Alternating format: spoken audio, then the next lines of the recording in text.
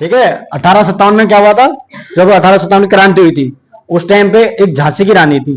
ठीक है, झांसी क्या पड़ता है हमारा, झांसी क्या पड़ता है, झांसी क्या पड़ता है, अबे भाई उत्तर प्रदेश एमपी की सीमा पे ही है। ठीक है, झांसी की रानी थी। तो ये क्या था कि 1857 क्रांति थी, उसमें इतनी बहादुरी से लड़ाई इन्होंने, इतनी मतलब अंग्रेजों को फिरंगी बोलती थी, फिरंगी मतलब विदेशी आदमी, बोलती थी भाग फिरंगी भाग, हम फिरंगी को क्या करेंगे, बाहर से बाहर भगाएंगे। इन्होंने सेना एकजुट करी। तो उससे पहले क्या घटनाएं हुई कि इनका जीवन कैसा था, जब ये बेटा बोलना नहीं है, हेलो आवाज नहीं आनी चाहिए, ठीक है, चुपचाप बैठे रहना है। कि जब इनमें इनका जन्म हुआ तो इनके पिताजी का नाम क्या था, कहाँ पे जन्म हुआ, फिर इनकी शादी किससे हुई, है ना। तो नाना साहब कौन थे इनके, एक नाना साहब की पुत्री थी। ठीक है, नाना साहब ने इनको पाला और नाना साहब ने इनको बचपन से ही इतनी बहादुर महिला बहादुरी सिखाई, मतलब बचपन से इनको शौक था लड़ाइयों का, युद्ध लड़ने का, युद्ध कलाओं में निपुण थी बिल्कुल, कि लड़ाई कैसे करनी है, युद्ध कैसे किए जाते हैं, युद्ध जीतेंगे कैसे हम, है ना। मतलब एक वीरांगना, वीरांगना मतलब समझते हो, जो महिला होती है ना, शक्तिशाली होती है, युद्ध लड़ती है, बड़े बड़े युद्ध जीतती है, उसको बोलते हैं वीरांगना।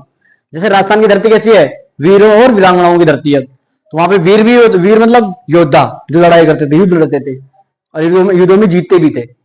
और वीरांगना जो युद्ध लड़ती थी, महिला। ठीक है, तो झांसी की रानी क्या थी, वीरांगना थी। वीरांगना महिला मतलब ये एक शासक थी।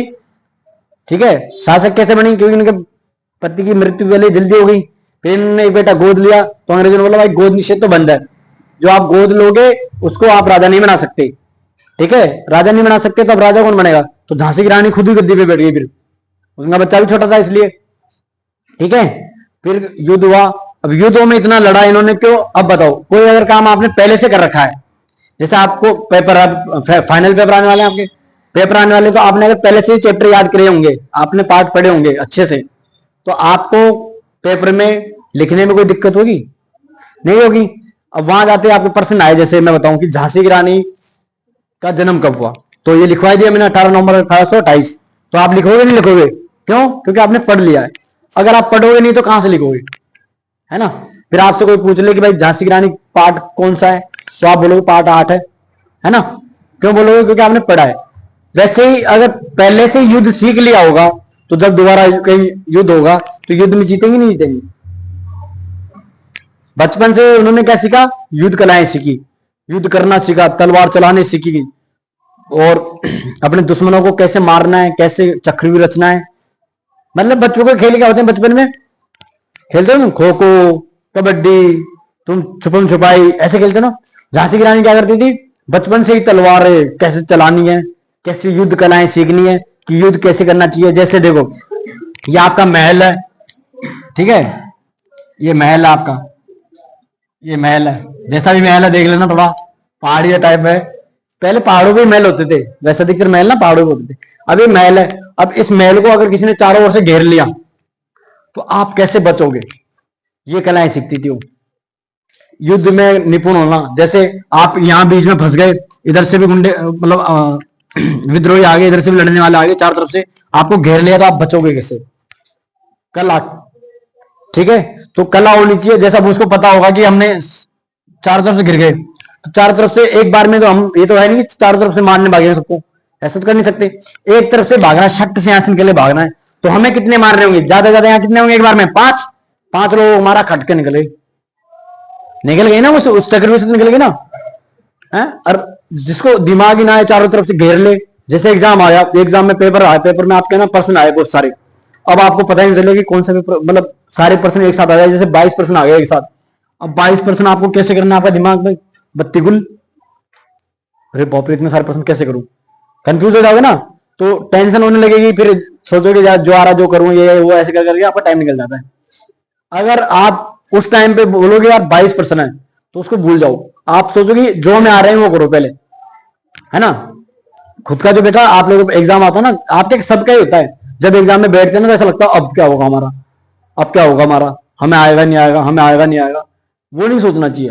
ये सोचना चाहिए कि करना है, एग्जाम में आया है, पेपर में आया है, तो करना है हमको, ठीक है ना। ये हार नहीं मानने की यार इतने सारे पर्सन है तो 2 घंटे हैं और 22% है, कैसे करेंगे। ये सोचना है कि कितने कर सकते हैं हम जल्दी जल्दी। ये सोच के करोगे ना तो 22 आपको पता नहीं चलेगा आपने कब कर दिया। लेकिन वो कब कर पाओगे, जब आप पढ़ोगे ढंग से, सही से पढ़ के जाओगे, सब सही चीज सही से याद होगा, तभी तो कर पाओगे ना। अगर आपको याद ही नहीं होगा तो आप कैसे कर लोगे। ये भी तो बात सोचने वाली है ना, कि हम कहते चलो कि आप कर लोगे, लेकिन आप करोगे कब, जब आपने याद करा होगा। याद ही नहीं करा होगा तो कैसे करोगे आप। सही कह रहा हूं। यही चीज थी। तो झांसी की रानी में क्या थी कि एक कला थी, हर प्रकार से वो लड़ सकती थी। उनको पूरा युद्ध का पता था कि भाई कैसे युद्ध लड़े जाते हैं, कैसे जीते जाते हैं, कैसे दुश्मन पे वार किया जाता है, कैसे दुश्मन से बचा जाता है। जरूरी थोड़ी है कि वारी वार करना सीखो, बचना भी तो सीखना है। हर चीज सीखनी होती है ना भाई। हर चीज के 2 पहलू होते हैं, अच्छा बुरा। तो आप अच्छा क्या सीखे भाई, मारना सीख गए। बुरा क्या है कि आपने मारना नहीं सीखा, तो आपको पीछे से कोई मार देगा। बचना, सॉरी, मारना सीखे तो बचना नहीं सीखे तो पीछे से कोई मार देगा। तो दोनों चीज आनी चाहिए ना। ये झांसी की रानी में भरपूर थी। तो झांसी की रानी कवि कहानी है आपके, जो पार्ट कौन सा, 8वां, इसे हम पढ़ेंगे आज, ठीक है ना।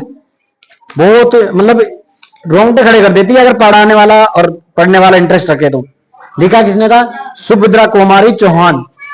सुभद्रा कुमारी चौहान ने लिखा था। बहुत बड़ी लेखिका है सुभद्रा कुमारी चौहान। कौन है, सुभद्रा कुमारी चौहान। हाँ जी, ठीक है। कौन सी, सुभद्रा कुमारी चौहान। अब देखो, चालू करें, दोबारा बंद करके चला दो।